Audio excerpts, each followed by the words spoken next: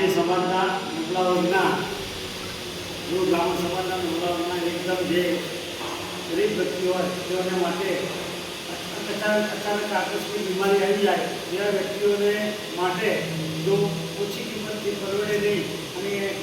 મોંઘવારીમાં પરવડે નહીં ના પરવડે એ માટે કાળઝાળ જે બીમારી હોય એને બચી વળવા માટે આકસ્મિક સાધનો જેવા કે સાયકલ, બ્લેડ પલંગ, સ્ટીક, ઘોડી, સંદાસની ખુરશી આવી વસ્તુઓ પાટણવાળા મેડિકલ ગ્રુપ બ્રાહ્મણ સમાજ એક કમિટી દ્વારા અહીંયા વસાવેલ છે.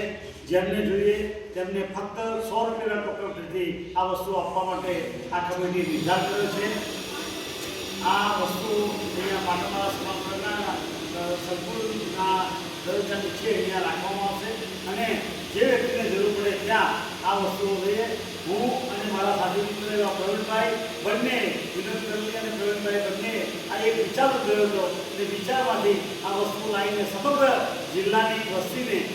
100 રૂપિયા ટોકનથી આ વસ્તુ ભાડે આપવાના છે.